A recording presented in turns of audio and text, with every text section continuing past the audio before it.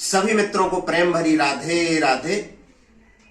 आप सबका स्वागत है आपके अपने YouTube चैनल मोहनलाल शास्त्री में, और मैं मोहनलाल शास्त्री आप सबका स्वागत करता हूं। मैं एक वीडियो देख रहा था, एक चैनल है कोई दिनकर जी करके हैं, और वो पुराणों ग्रंथों और स्मृतियों पर वीडियो बनाते हैं। उनके वीडियो देख रहा था मैं। ढोल में पोल चैनल है, ढोल में पोल, और ढोल में पोल होती है तो दिनकर जी खोज खोज कर लाते हैं कि किस ऋषि ने गाय का मांस खाया, भगवान राम ने हिरण का मांस खाया। भवभूति की उत्तर रामचरितम में लिखा है कि वशिष्ठ जी ने वाल्मीकि के आश्रम में जाकर बछिया का मांस खाया, गोमांस खाया। ऐसे वीडियो लाते हैं वो। तो दिनकर जी, मैं आपसे कहना चाहूंगा कि तथ्य सामयिक होता है और सत्य शाश्वत होता है।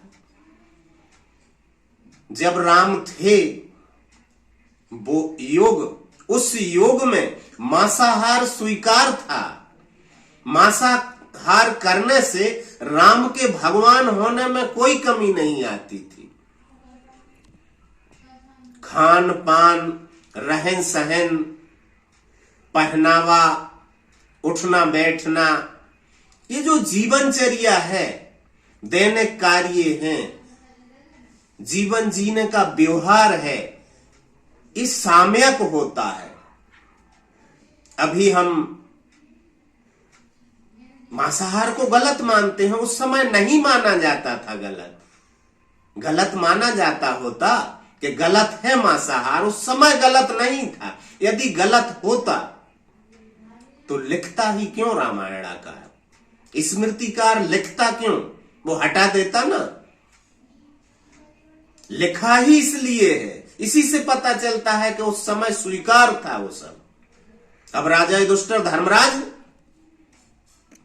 शराब पीते हैं, मंद्रापान करते हैं, जुआ खेलते हैं, लेकिन धर्मराज होने में कोई कमी नहीं।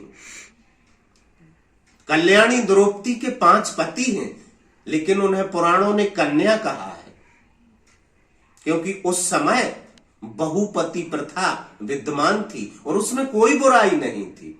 वो जुआ उस समय नैतिक था, उस समय गलत नहीं माना जाता था। अब माना जाता है। अब किसी जुआरी को आप धर्मराज नहीं कह पाएंगे। अब यदि कोई ब्राह्मण मांस खाए, वशिष्ठ जी ने गाय का मांस खाया, यदि कोई ब्राह्मण मांस खाता है तो उसे आप ब्राह्मण नहीं मानेंगे। लेकिन मांसाहार करने से किसी के ब्राह्मणत्व में कमी नहीं आ जाती है। जीसस भगवान के इकलौते बेटे हैं, शराब भी पीते हैं, मांस भी खाते हैं। मोहम्मद ने मांसाहार की स्वीकृति दी है, लेकिन पैगंबर होने में कोई कमी नहीं है। जीसस के परमात्मा के बेटा होने में कोई कमी नहीं है। धर्मराज युधिष्ठिर के जुआ खेलने से, शराब पीने से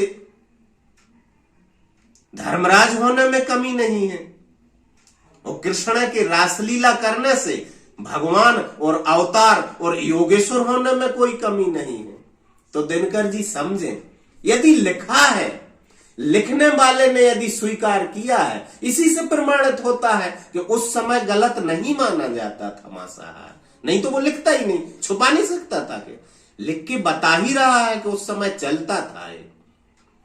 लेकिन अब वैज्ञानिक उपकरण है, विज्ञान ने इतने हाइब्रिड बीज बना लिए हैं, इतना अन्न उपलब्ध है कि अब मांसाहार अशोभन लगेगा।